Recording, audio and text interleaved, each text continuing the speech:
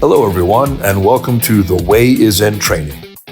This is a podcast exploring how warriors should train and fight, as well as how they should live. We will talk about technique, but we'll also dive deep into fitness, mindset, and strategy. We will explore leadership and philosophy as well.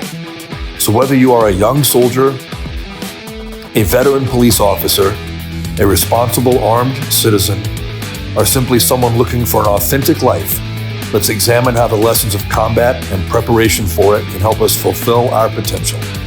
Let's explore the way together and learn how the discipline of training can show us our true selves amidst the chaos of life.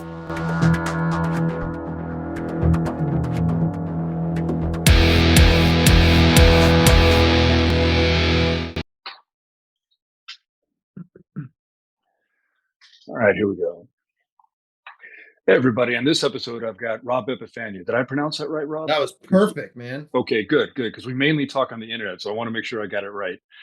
For those of you who don't know him, Rob is a very, very good GM who also runs an online training group that's doing really good things. And I'm kind of excited to talk to you, Rob, because you've got some interesting ideas about technique that are a little bit different than the norm. So I definitely want to kind of dive into that a bit. But why don't you tell everybody about yourself a little bit and kind of how you got to this point? Well, let's see. So, my whole life has revolved around athletics, high level athletics. Played basketball, high school, into college. Played volleyball in my working years for a bit. 2010, I got into a pretty bad accident. Lost the ability to lift my right foot, which most people don't know about. They're starting to learn about now. So high level athletics were kind of out of the realm of possibility at that point. So I came into shooting around 2011.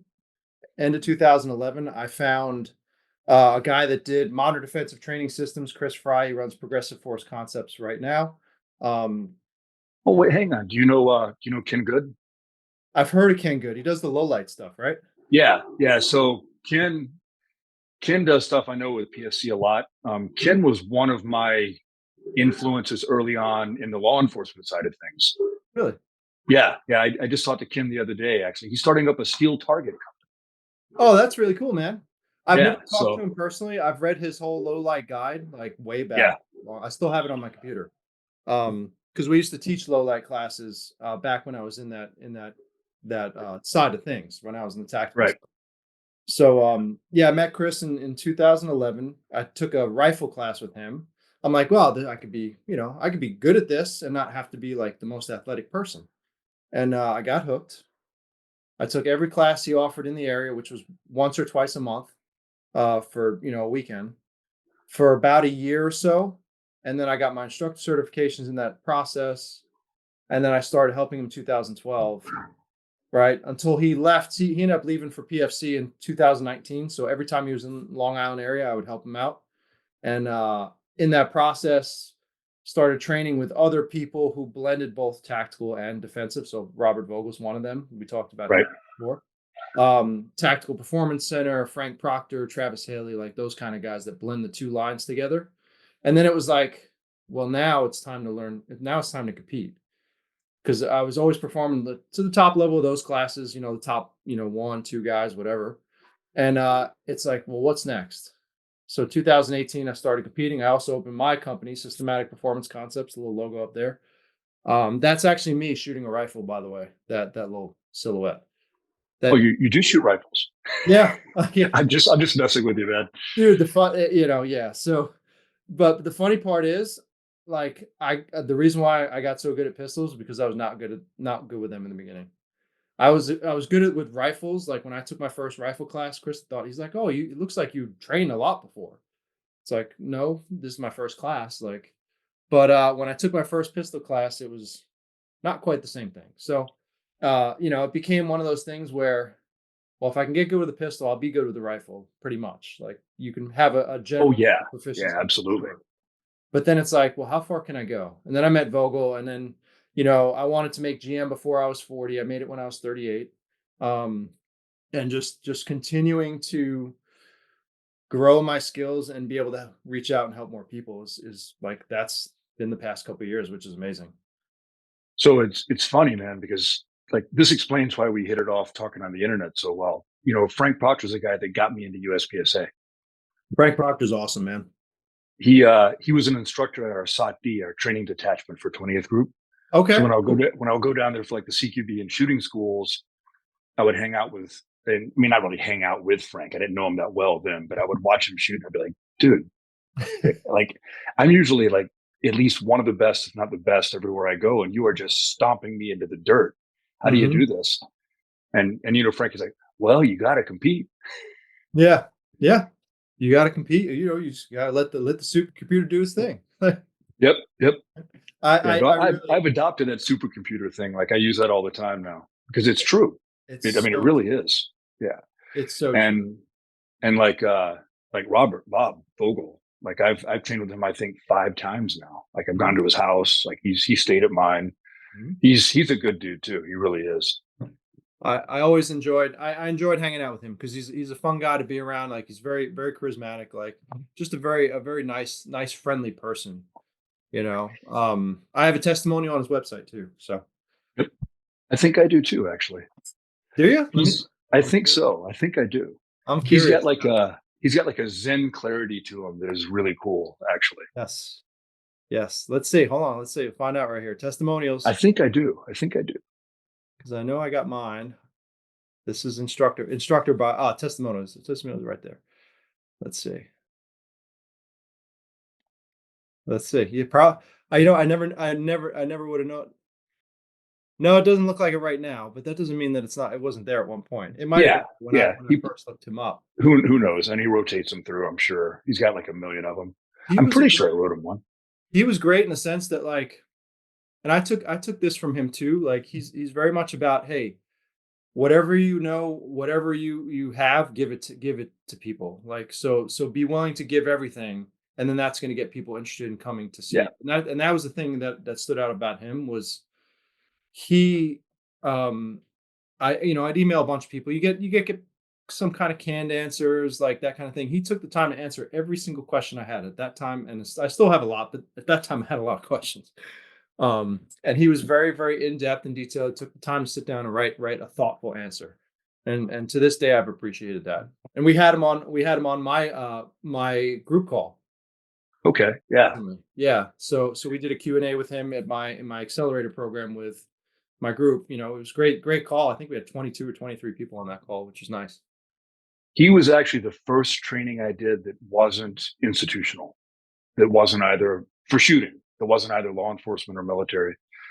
I got a couple other cop buddies together, and we went out to his house out in Ohio and Hmm. trained in his backyard on the range there for a day.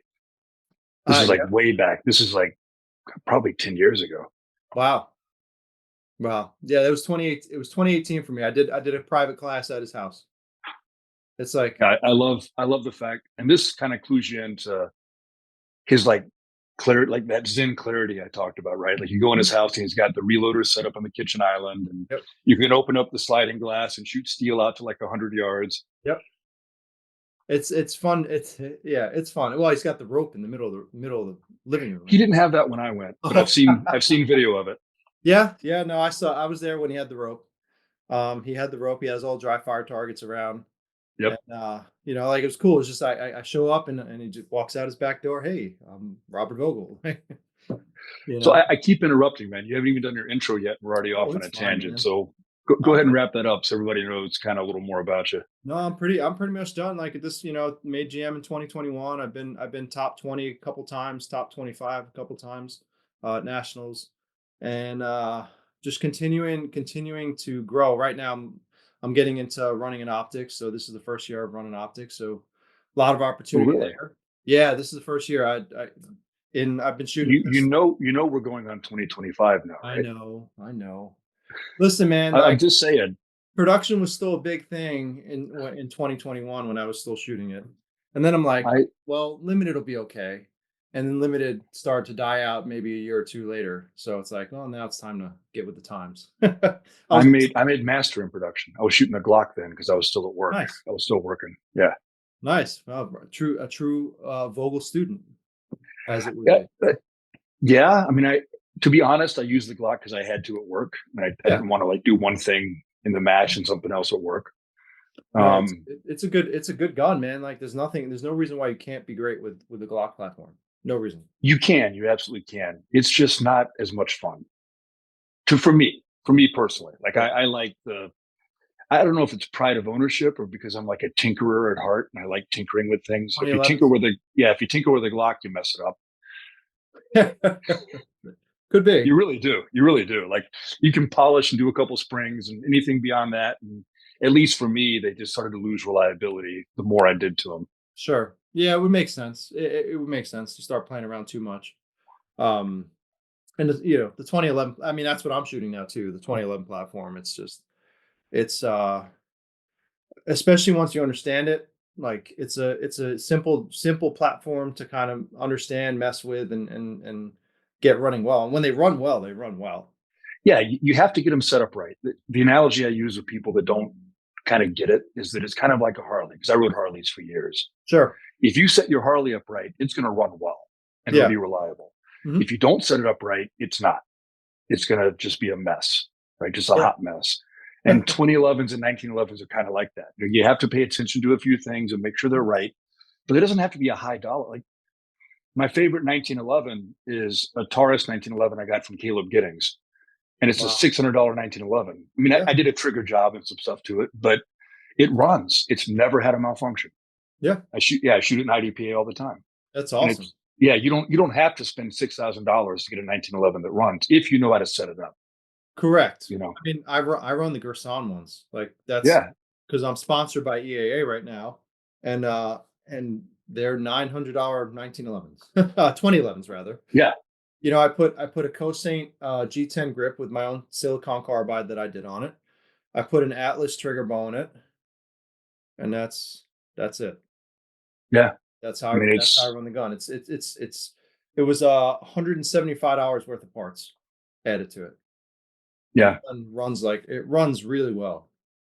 And they're accurate. They're real accurate. They shoot nice. Like the trigger's not it's not your sub 2 pound 2011 trigger, but it's three and a half. Like it's fine. it doesn't have to be sub 2 pounds. Like I actually kind of, and maybe it's because of, and don't get me wrong, like when my law enforcement students try the trigger in my 2011s or my 1911s, they feel like they're light for them because they're not 4.5 pounds. Yeah. But like the sub 2 pound triggers, I shy away from just because I think of my background. Like Sure. it's riding that edge too much, I think, for Yeah. me personally. I'm Yeah. not saying for other people, you know. No, it's just, it depends.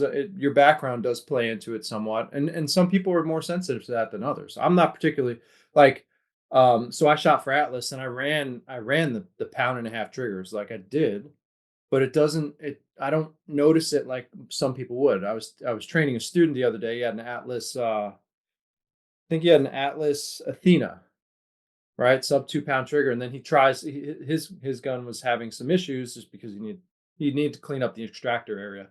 But he tried mine and he's like, what the fuck is this thing?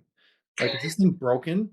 It's like, because it's that much, it's heavy enough when you're used to that real light press. Well, I mean, yeah, if it's a sub 2 and you're running a 2.5, that's almost 100% increase, Yeah. Yeah. And you mine know. is closer to three and a half. So it's like that much, that's noticeable. Yeah. And it has the grip safety, which the grip safety doesn't exactly work because I've made sure that I've trained enough that it doesn't work anymore. But it still adds a little weight to it if you're not actually fully depressing it. So and I keep the grip safeties functional Hmm. mainly because I do a lot of stuff from appendix. Sure. And like people freak out if they're not used to seeing, 2011s carried appendix because of the hammer back. Hmm.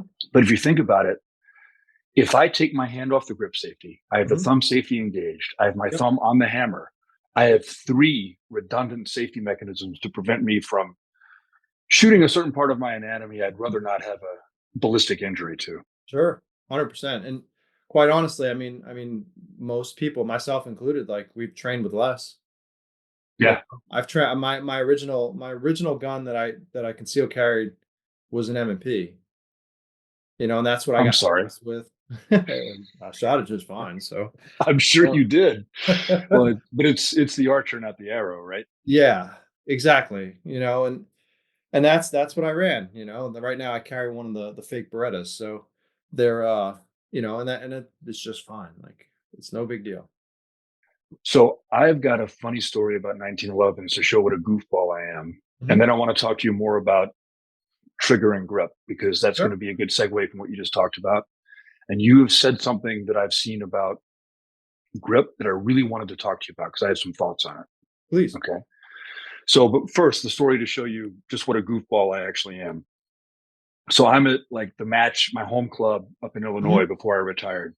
And I was still shooting Glocks because I still had to for work. But I've always loved 1911s. I think it's because my dad carried one when I was a kid. And this whole John That's Moses Browning thing. And it's like, it's the American pistol, you know, yeah, America with an M, capital M, capital capital M. with a So, and U, I'm also, America. exactly, America with an exclamation. You got to have the exclamation mark at the end too. It's got to have that little uplift at the end.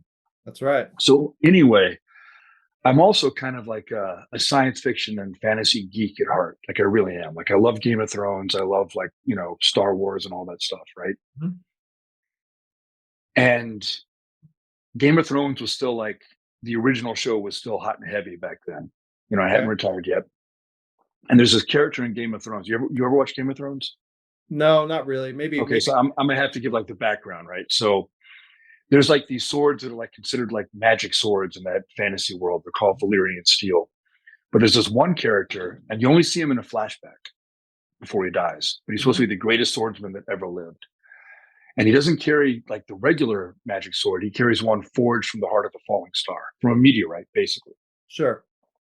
So I'm talking smack. I'm talking like hot smack at the match with my buddies. I'm like, when I retire, I'm carrying a 1911 and 9mm forged from the heart of a falling star. Like just talking just all kinds of BS nonsense. Mhm.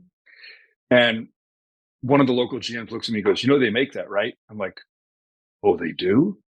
And as it turns out, who is it? It's on the tip of my tongue. Cabot. Cabot Guns Okay. they have a match set of 1911s forged from a meteorite that hit South Africa. It says price available upon request, That's really funny. which means that there's no way I could ever afford to buy these, right? And of course, I'm dumb enough that if I bought them, I'd have to shoot them, Apparently, which is, apparently they're saying it's worth about $4.5 million from what I'm seeing here. it wouldn't surprise me. That's So amazing. that broke my dream. I will never be able to carry the 1911 forged from the heart of a dying star. Well, I wouldn't say never. The question isn't it the thing isn't I can't afford it. The question is how can I afford it? Right? Yeah, we got to All figure right. that out. So Maybe this when this podcast takes off. That's anyway, so now that everybody knows that I'm a goofball at heart, let's talk about grip and trigger. Because sure. I have this theory about your grip, and I want to ask you about it. Please. Because you say you want to tense up the shooting hand actually more than the support hand. Am I reading that Not correctly? no, not Not quite. more or the same amount? It's so the firing hand tension, the firing hand pressure applied is actually subjective. It's subjective to what makes you feel mentally comfortable that the gun's not going to go off. Okay. Okay, so what I mean by that is like what needs to happen. And for anybody watching the video, this is what we do. I got this fancy little tip up barrel gun, purple, right? For the ladies. Um, so what has to happen? Gun sitting in my hand here, right? The grip is wiggling. Grip has to be tight enough that it stops wiggling, right? That's one. Two, as you can see, my wrist is breaking here. For anybody watching, my wrist is starting to move when I push on the bottom of the barrel. Okay. And for those of you guys listening to the audio, he's manipulating the front of the slide at the Yeah. bottom to Yep. test whether or not the gun will move up or down. So all I do is I focus my pressure to the ring and pinky finger here until that stops. So now everything moves as one. Everything moves as one unit, right? Now that handshake for everybody listening is you ever go to somebody and you shake their hand, you're like, hey, what's going on? You get this real garbage handshake, like this real like half-assed kind of handshake. That's how that feels. That's how tight you need to grip the gun. How much you want to grip the gun depends on what makes you feel comfortable. And for me, that's actually pretty tight with my firing hand. It's not quite as tight as my sport hand, but it is pretty tight. And that kind of segues into my thought about this, because I was having another conversation actually with Scott Jadlinski, Okay. and he brought up a point that I hadn't really considered before, right? And Sure. I'm a big believer that the principles of technique are universal, but how we manifest those principles is a very, very individual thing. And you see that in every athletic endeavor there is. But for some reason in shooting, people want to emulate exactly the appearance of someone else's technique, even if they don't understand what actually makes it work. 100%. And you see that a lot, right? And it's like shooting is like grappling in the sense that the visual appearance of the technique from the outside doesn't show you what's actually going on some of the Yes. time. The pressures and shapes of the grip, like what's actually tense, what's actually relaxed, all of those things aren't always visible, especially to the untrained eye, the more novice eye. Correct. So like I'm a big believer that people need to experiment with their technique to figure out, yes, the principles are universal. Now, how do those fit my hands, my body, my brain, how I work as an individual? And he brought up something that I really liked that I hadn't really considered, even though like if you'd asked me about it, I would have said you need to experiment and figure out what works best for you as far as grip tension goes. Mhm. Because I always tell people they need to tense this hand as much as they can until this finger gets stupid. They need to back off a little bit so the finger's not stupid anymore. Sure. But he was saying that he has noticed that some people, just because of the way that their nervous system is wired, can do more tension with the strong hand and still have a relaxed trigger finger than others. Mhm. And I think those are the guys that also have like the really freaky splits, like Isaac Lockwood. Right. Yep. So I can grip full. I'm gripping as tight as I possibly can here. Like you can see my fingers are turning red and everything. Yep. Got full dexterity of this finger. I've Yeah. trained that. And Trained that a bit too. You can train that to oh some. yeah, you can improve it for sure. Because my splits are definitely better than they used to be. And Yeah. everybody that shoots for a while sees that. But I've never had the freaky natural splits. Some people can pick up a gun and they're just like naturally splitting fast. Yeah. Like my wife is like that. She can do 11s pretty much regularly. That's And awesome. it makes me crazy because I'm like, how do you like I have thrown 11s every so often. And when I do, like I stop whatever I'm doing, I do the Snoopy dance, I pack up my stuff and I go home because I will never do anything the rest of the day that good, Mhm. because it's not 100%. natural to me. You know what Yeah. I mean? And I think those two are correlated. And I think that what's also correlated is because my demon that I fight is tension, right? Sure. Tension with the rest of my body. Mhm. Like you need tension in the grip, but if it travels up your arms and into your shoulders, it inhibits performance. So for me, I think that like fast splits for me are a goal, not so much because you gain that much time in a gunfight or in a match with the splits. You really don't. You gain it on everything else. Mhm.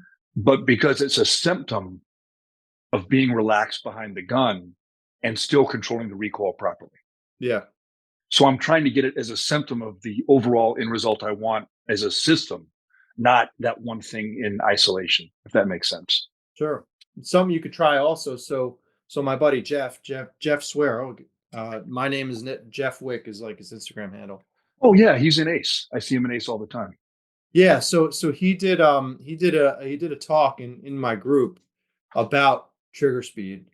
That's a good one to yeah, at some point I'm going to put it up there as a special guest like tag. But when you're in there, you could watch it. But he talked about also practicing with a mouse. So like clickspeedtest.com is the site. And then Oh really? when you use that, and I could probably share my screen here if I think it'll let me. All right, if I share my screen here, uh what oh, there we go. So click speed test here, right? You have this and it gives you 5 seconds, and your goal is to press as many as you can in 5 seconds, right? And I usually get 40, 45, something like that. Um, and Jeff gets over 50 for what it's worth. He shoots a Glock and he shoots it very fast. So I'm that's an great. option for people to play around with to gain faster speed. Now I Potential. have now I have some homework. Yeah, yeah. And that and for me, quite honestly, like I did play first person shooters for a long time. So for me, playing first person shooters, that probably helped my ability to split a little faster. I don't split 11s, but like when I'm running my typical thing, like when I'm running my typical high speed shooting, when I'm trying to isolate it, like what I would call transitional doubles, where I draw and I bang bang and I move off and then I come back Oh, on. I stole that drill from you, by the way. Oh, such a good one. I love that Yeah, one. I do it all the time now. Yeah. It is it dude, it's such a simple layer, but it adds a lot of value without overcomplicating it. So you know how in Ace in the virtual reality setup that I've been using that you're in there too, right? So you know how you've got the core drills stage, the 3 targets you can change the distance on. I haven't done that, but I know what you're talking about. Like, So they put that in there because they actually put that in there because I requested it yeah, because I wanted like a just a generic El yeah. Presidente setup to do all the different drills on, you Mhm. know. So I'll get in there and I'll do your transitional doubles drill like as part of my warm up in every session now. Nice. Yeah, no, That's I awesome. like that a lot. Dude. So here's the way I use it. You'll like this. So I have my standard practice setup is a little bit different than what, it's a similar kind of setup where it's 3 targets, but I'll usually have 2 open targets. I'll have one of them is going to be an IPSC stack, an IPSC stack, with like 4 to 5 inches of brown on the top target. And then the last one is either a tuxedo or another open target. So now when you do transitional doubles or any the end exercises, it's like, okay, I use the open target. My goal with the open target is like 14s, 15 splits. Like I want to be hammering the hell out of that target as best I can, without hesitation. And I'm trying to do that at like 15 yards. And then the upper target of now, so okay, open target. Now I use the upper target of the stack, right, at 10 yards. And the purpose there is to be close to point 3. Right. So now you go Right. from like hammering this target real hard to now having to be really, really relaxed and let the gun kind of settle back down where you're looking. And then I do the two of them together. So then I go in, bang, bang, bang, bang. So I Oh, really, I like that. Yeah. yeah, I really, and that for me has been a huge game changer. And then if the tuxedo's there, I'll do the tuxedo also. I'll do the tuxedo separately, 10 yards, 15 yards, and I'll kind of, my normal thing again is that like high point 2, low point 3 range. Today I kind of pushed it a bit. I pushed it into the point 2 and below. And it Oh, actually nice. it worked out pretty well. Like there was a lot of good there. And for me, like I noticed when I'm doing that, like pushing a little bit forward with the shoulders a little bit more behind the gun, especially with the firing arm, seemed to make the gun behave a lot better. But that's the thing I do. Open target, then I do the top target typically, and then I do both of them. Because now you have to be able to hit it hard and then relax all the way up to the top. And like in my live fire sessions, I do something a little bit similar, but I haven't done it with your drill yet. Mhm. Where I'll set up like if I'm going to set up a 3 target array, Mhm. usually it'll be like one will be a double stack with a no shoot in between, Yep. and then one will be a partial with a no shoot, and then there'll be an open, and I switch them around every time I go, so they're different. Yeah. Yeah, it's a simple practice setup, and usually what I do with that too is I put like a steel out for. You throw one in there, and now you could do so many different things with the same setup. You know, so Yeah, for today I was working position, like positional stuff, movement. One, get to a position sooner, different entries, different exits, shooting different targets while I'm entering past the vision barrier. So I have a barrel stack, and as I'm there, I'm pre-aimed through the barrel and I'm trying to hit that target as soon as it's available. With the appropriate level of shooting and being willing to shoot less stable. So I used yeah. all of those targets in conjunction with one another. I entered on all of them. I exited on all of them. I was using the tuxedo mainly as the. It's a simple thing. Just draw, shoot 2 shots to the middle target, move to the side, shoot 1 or 2 or whatever you decide to shoot. And the tuxedo was the draw target today, and that worked out really really well for me. Something that works really well is what I call the ghost dot. So imagine the dot's already on the target, just waiting for you to actually put the actual dot there. That has been very useful. Also, visualizing what you think recoil is going to look like, Yeah. because that also helps you. For one, you're creating the definition of success in your mind. You're practicing success in your head, and your head doesn't know the difference. And then when you're actually shooting, you're either going to recognize it's right faster, or you're going to recognize it's not right and put a makeup on quicker. I got two thoughts about that. Good. One is that, and I think this is a function of my background as well, right? That I am one of my weaknesses is the visualization process of stage planning. Okay. Because in my previous lifetime, you didn't get that. Correct. So I tend to kind of, I think subconsciously underemphasize it when I really should be like, and I'm trying to work on that. This last year, I've been working on it a lot, trying to get better at it. Mm-hmm. And I've noticed that when I can play the movie in my head before the stage starts, where I'm actually seeing the dot lift for every shot Mm-hmm. on every target exactly where it should be, and that's usually the ones where I get like one Charlie on the stage.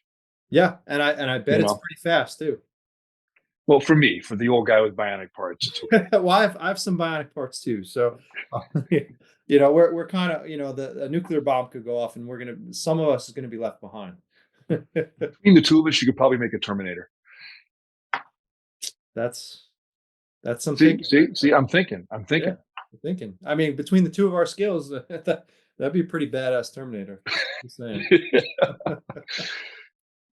But yeah, no, it's the more you can visualize that, and if you can actually, while you're looking at the targets when you're walking through, if you can actually put the dot with your mind on the target, huge benefit, because then that's gonna be that's the next thing I'm gonna try. I'm gonna try that next. So you need, like, the way that it works. So in the walkthrough, right, when you're looking at the targets, like doing your little air gun thing, imagine the dots there. When you press, you press the trigger and watch what you think it's going to do. Press the trigger again, so on and so forth. That's step one. Step two is being able to pre-program it in your mind, right, with the visualization process. The third level of that is being able to do it real time. Yep. So like you're transitioning target one to target two, that dot is already there. Your vision has put it there, and now you're just waiting for it to actually get there. Like, so do you visualize it while you're actually running the stage? Like, can you kind of like see the ghost dot ahead of the real dot when you run the stage? At times, yes. So in dry fire, it's actually really easy for me to do. In live fire, I can do it pretty well. Stages, I'm working on that part. Like, but that's the evolution of it. So if I have a pre-planned image in my head, that will at least suffice, because I know what I'm looking for, and then I'm just going to try to make it happen. It's kind of like a rally car driver and a co-driver, right? Yeah. Like the rally car driver is just doing what the co-driver's calling the turn, what it is, how far it is, and the rally car driver is just doing what it needs to be done to make that turn happen. I like that analogy too. Yeah. Dude, they're so fast when they do it. It's insane. But So it occurs to me, yeah, because I know you played around with the ace thing too. They're like, this is where I think the real strength of that is, because it's dry fire, but you're seeing all of that while you do the dry fire. You're seeing that dot in the virtual reality lift I and think getting that real feedback. that is the biggest benefit to that. Well, that's one of them. That's one thing. Thing two is you can shoot moving targets, and moving targets in dry fire and moving targets in live fire are not all that much different. Yeah. Because it's generally shot calling at a comfortable pace. You're not like blasting splits at it. You don't need to. You need to just call two shots as it's in the ambush spot, or as it's moving, and track it. Like, and then the third part is the leaderboard. So what you get the opportunity to do is you get a chance to look at, okay, I did this. I want to get to this, whatever that is. And how am I going to do that? Okay, do I need to get faster? Do I need to get more accurate? Right? How many times have I sent you a message because I was right below you? I know. Oh, trust me, I see. I see it. I'm like, well, let me see. Let me just make sure I get a little ahead. I do that. Because you do very well in it. So I want to make, I just like to challenge myself. And it's funny. Yesterday I was playing in the morning, and I'm like, I'm working on getting to the top of the leaderboard, and I'm like, I'll go to put two shots in, the gun clicks, but only one shot registers. I'm like, you son of a, and it's in the series too, so it's like you're Gotta doing start all over again. Yeah. Oh my gosh, I'm like, oh. And then there's the head box, the head box. The headbox build drill. Oh my gosh, and the gun doesn't recoil the same. I love that drill Mhm. in the way that you love something that really is painful and hurts. Yeah. Oh Because yeah. it's good for you. You know what I mean? Voluntary suffering. Yeah. That's what that is. But every once in a while I'll do a really good run on it. And I'm just like, did I just do that? Did that really Yeah. happen?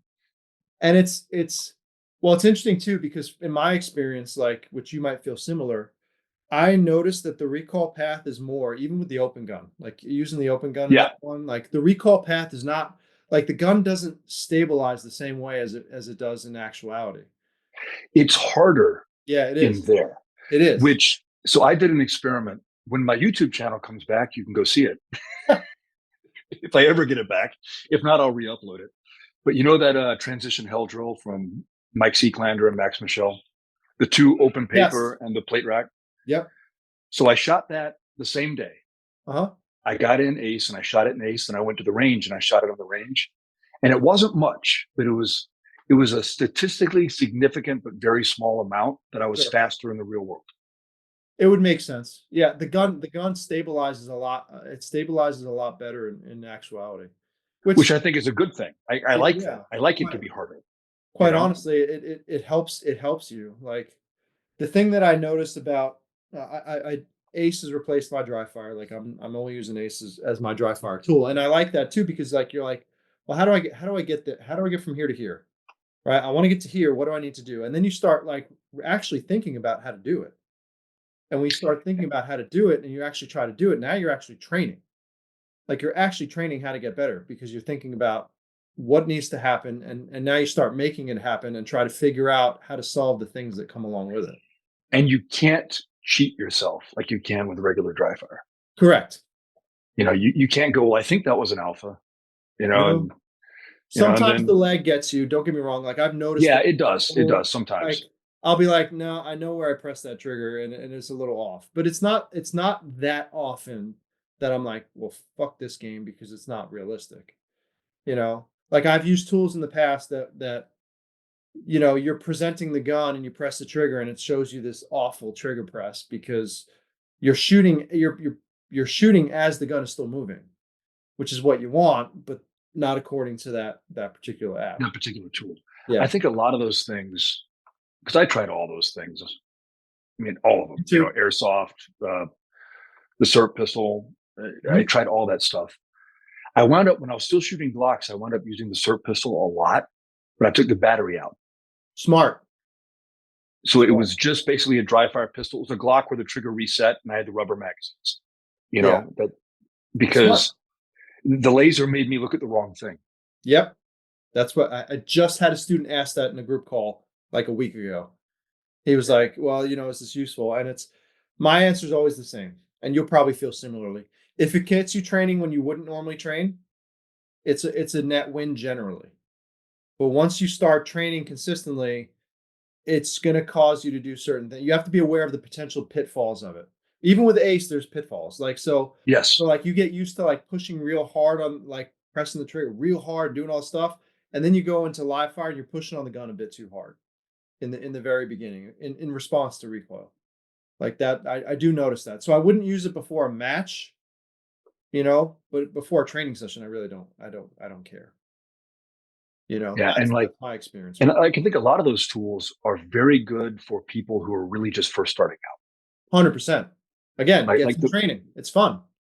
Well, and also, like, if you're still developing the understanding of what a trigger press is, Mhm. then some of those devices where it shows you the trigger press and the arc, or like the SIRT pistol when you have the green and red laser both going, Yep. aren't bad at all for that particular task at that level of skill. Yes. But then after that, I think it becomes a detriment rather than a help. I Yep. think so. Well, especially with like a SIRT pistol, anything that shows a laser where your impact is, you're going to be looking for it. You're just going to Yeah. look at it because it's distracting, right? And quite honestly, if you really think about it, if most of us are shooting dots now, the dot is that. It really is. So if you're Yeah. paying attention to, if you're staring at the target, you're watching what the dot's doing as you're pressing the trigger. Now you're getting the same information, except now you're doing it with the real thing appropriately versus like trying to see the target for hits. And that's, since you just switched to optics, I want to ask you your opinion on this, because that, in my opinion, is the big benefit of pistol mounted optics people don't think about. I think you can get faster, I should say, running a pistol mounted optic because of the level of visual feedback. It 100%. takes less skill to refine your visual input and pick it up quicker with the dot than it takes with iron sights. Not that it can't be done with iron sights, but it's much more difficult for most people to do.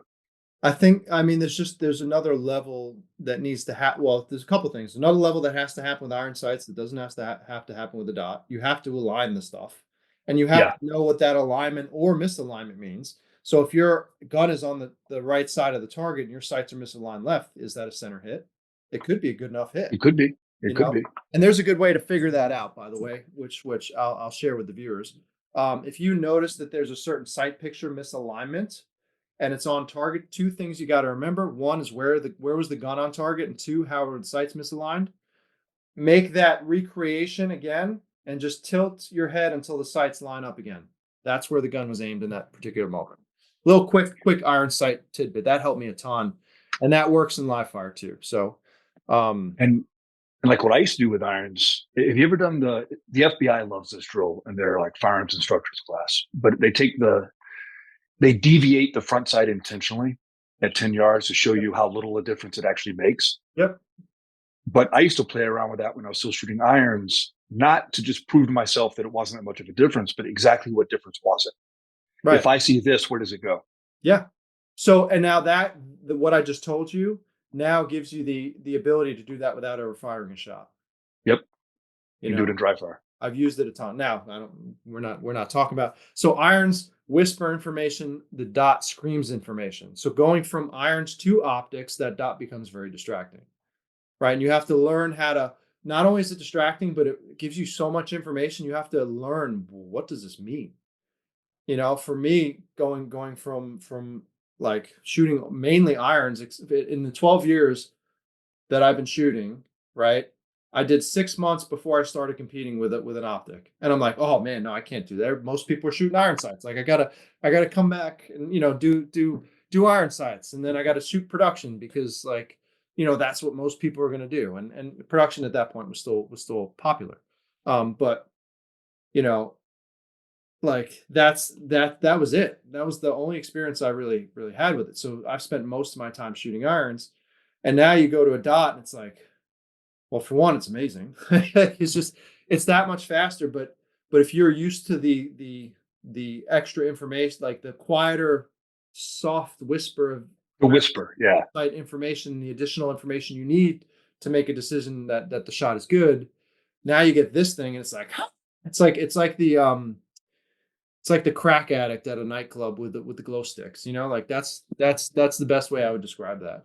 And it just takes time to understand, man, I can get away with so much.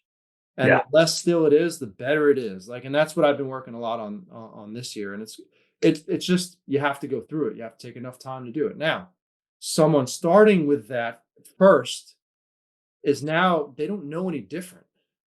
Yeah. So now, not like they're a newer shooter, so that information is there to them from the beginning, and now they learn what that information means while they're learning how to shoot, and I think that progresses you much faster. I think so too. And like I was an early adopter of optics on pistols Mm-hmm. because remember, I'm the old retired guy. I was around for the argument against optics on rifles. Okay. Wow. I remember all these arguments. I knew how that shook out. I knew it was going to end the same way. Sure. It was all the same arguments people were given back on rifles back then. They were given the same arguments on pistols. I'm like, guys, we already did this. Yep. Like, I know where this is going to go. There's only one way this is going to end. And I've seen it in my classes. When I Sure. first started teaching was the year I retired from Chicago PD in 2019. Mm-hmm. And I would get like maybe a quarter to a third of my classes would be guys with optics. And these like defensive minded shooters primarily. Yeah. That's what my customer base usually is. And now I have like maybe one or two with irons in a full Yep. class. Yep. Like That's that. it's shifted further than the other way, Yeah. you know? Well, all it took was for optics to become reliable enough that they don't break. Yeah, durable. That's all Yeah. it took. They Yeah. just had to be durable enough. I mean, in the bigger windows, like for competitive purposes, like that and a durable optic, like Like it's a no-brainer that that's going to be the better choice, even for defensive minded shooting. Like we talk, you talk about the whole night sights thing, like the night sights debate. Like you've probably heard the whole night sights. Do we put them? Do we not? Like, hey, the flashlight's gonna backlight the sights and da da da, and you know. Well, but here's the other thing nobody thinks, and this is a law enforcement perspective, right? But Mhm. I always thought night sights for cops were idiotic, even though all the brass loves them. And I'll tell you why. Yeah, I was not a night sight advocate myself. Yep.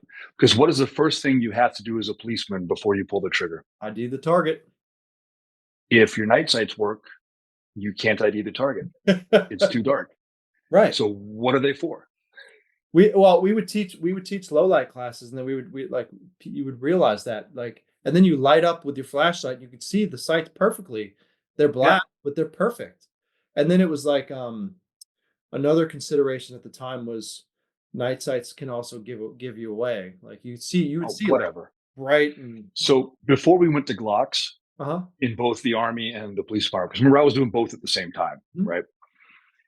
So I had Berettas in both for a while. And not in the Army. In the Army, they were just the regular, flat black. But on the police department, I bought a stainless one because I got tired of making sure the damn thing didn't rust because I was out in the rain all the time. Sure. And I had somebody go, "Well, that's going to give you away." I'm like, if that gives me away, I've made a bigger mistake than which gun I chose. You ain't kidding. Like, I have bigger problems if that's giving me away. Yeah, you ain't kidding. Stainless steel looks cool as shit too.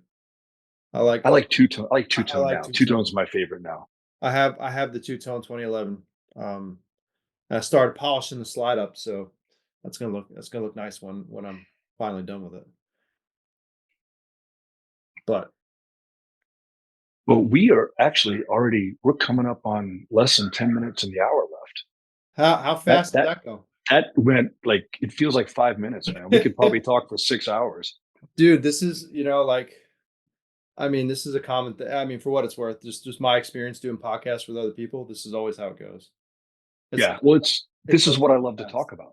Yeah, Like, I mean, this is like, here's the thing for me is because like this whole like life journey for me started out with martial arts when I was a kid. yeah, So for me, all of this, like the stuff I did in the military shooting, like I look at it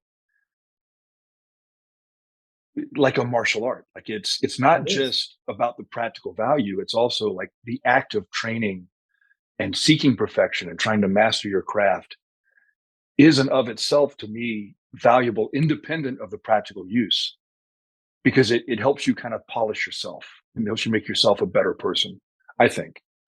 Well, you become the best version of yourself in pursuit of excellence of anything, right? I agree. Especially something that requires a tremendous amount of discipline, self-awareness. In our case, let's say from a defensive purpose, like restraint, like Yeah. being able to properly assess the situation, make a proper decision, and have the restraint, understanding that if you have to do this, like you could potentially hurt someone or take their life. Like that is not a small thing. Like so there's a lot in that pursuit that just happens. You become this better version of yourself, and it's no different in the sense of high level athletics, right? So like when I played basketball, I practiced 40 hours a week when I was in high school. Like, in the summers it was all day, 5 days a week, tournaments on the weekends, and it was Yeah. just this consistent pursuit of excellence. And I always say this with like for me and for my students, what I want to help people do and what I want to do for myself is meet and exceed your perceived potential, because we all think we're capable of this much, but in reality we're capable of this much. Like we're capable of so much more than we give ourselves credit for. So I want my mission in life is to help people, and to do this myself, to find, hey, what's that extra? I think it's this, but how much more do we have to go? And in that pursuit, you become this person that you wouldn't even recognize yourself 20 years ago. Well, and you put out, and in kind of in the spirit of that, you give people a lot, man. You put out a lot of good info, like all Thank the you. time. It's like nonstop. It's Well, one of the reasons why I was looking forward to having you on is well, just the sheer quality and quantity of stuff you put out. I very much appreciate that. And my thing is this, like, my intention is to give to others, to give as much as I can. If I'm giving with, an abundance mindset, as people, who are high performers would say, abundance will come back to me. If I can help everybody become better, like, that to me is valuable. And then when you meet fellow people who are that giving type, you get this return. Not only, it could be whatever, it could be financial, it could not be, but you get this return that's so much more fulfilling than just the transactional relationship. Like, a transactional relationship is like, okay, I give you this, you give me that, yeah, I give you this, and then it's very like scoreboard-ish, you know give It's like without tit for tat. expectation. Yeah. Huh? It's like tit for tat. It's Right. like, And well, how does that work, for life? Like, there's a good book, Adam Grant, Give and Take. That is an excellent book to read if you want to, if anybody listening to this wants to kind of look into the giving mindset. So in his book, the basic principle was, the premise was, there's three types of people: givers, takers, matchers. Givers always will want to give more than they get. Takers will always want to take as much as they can. Matchers will typically do the little the scoreboard, transactional relationship. Yeah. transactional relationship. So the premise behind the book typically was that givers in the beginning, they didn't get as much. They didn't get as much. They may not have made as much money. They may not have, done as well in school, because they're always trying to help other people and give, and they get taken advantage of in the beginning. But once they start to find their posse, the people that are similar to them, they accelerated way past everybody else in terms of results in life. And I found that was, for me, that was a great book, and it kind of verified the fact that like, for me, just continue to give. I don't, people, guys, anybody who listens to this, if you reach out to me on Instagram, I'm going to reply to you. If you ask a question, I'm going to give it to you. If you pay for my course or you don't, I'm still going to help you. I probably shouldn't tell people that, but, like, that's how I am. Like, I do this because I love doing it and love helping people. And my mission is to help people have great success and abundance in their lives and be able to help meet and exceed their goals. That's my mission, 100%. And at the end of the day, I'd rather be that guy than the cutthroat businessman. 100%. That's never interested me. It doesn't resonate with me, I guess. I feel the same way. And listen, we have to live our truth, right? Like, when Yeah. you talk about, people talk about vibrations, right? Like, you hear this in, like, some of the higher business performer world. Like, Think and Grow Rich is where it really talks about, like, the vibrational frequency of, like, things. Yeah. Napoleon Hill. Yep, exactly. And truth vibrates the highest. So if you are living your truth unconditionally, unapologetically, like, that is going to resonate the most with other people, and you're going to be your true authentic self. And like, people are good bullshit detectors. So if you're trying to pretend that you're their friend and you're there to help them, and you're really not, you're just out for yourself, people are going to see that shit eventually, and Well, they're not going to deal with you. that's like the first rule about leadership, right? Like, that's something I used to say all the time, because I rose to leadership roles in both jobs. Right. And I used to tell people, other supervisors who maybe were more junior than I was, that if you genuinely care about the welfare of those who work for you, Mhm. like, if you genuinely care about it, they'll know. And dude, they will move mountains for you. Yes. And all the talk about caring in the world won't make that happen. It's got to Right. be genuine. You got to really care about it.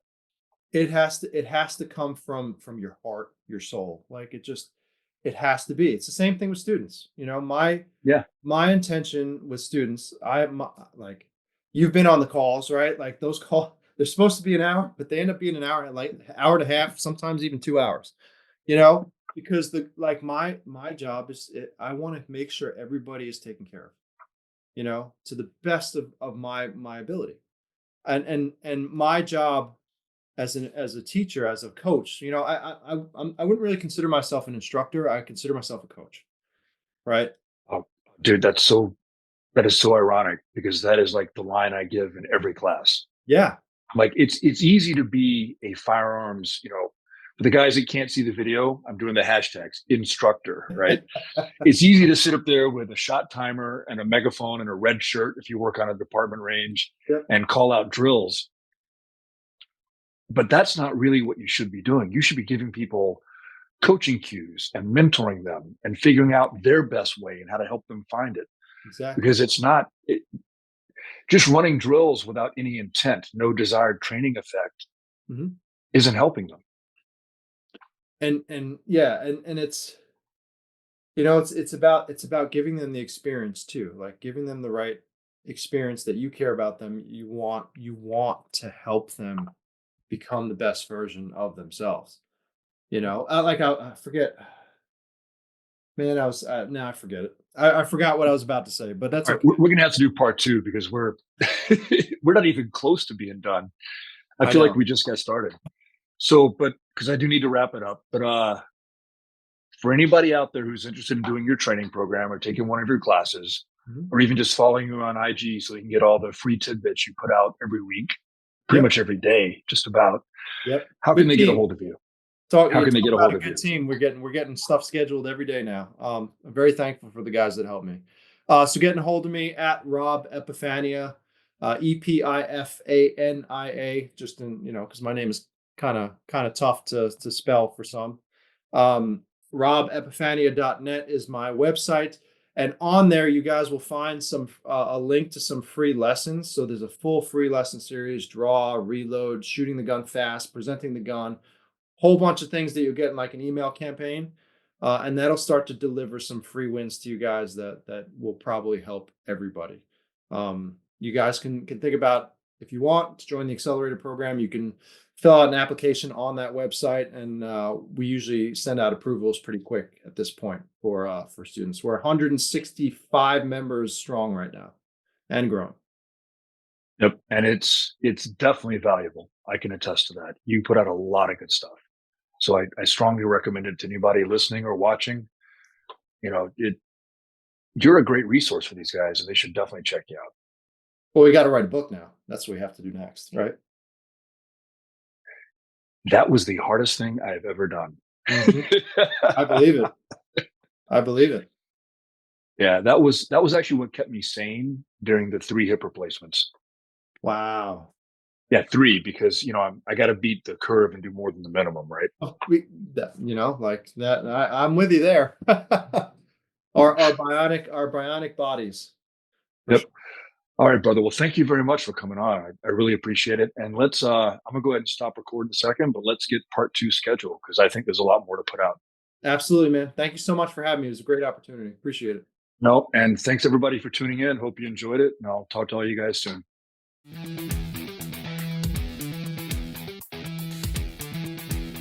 Thanks for tuning in, everyone. I hope you enjoyed this episode of The Way is in Training.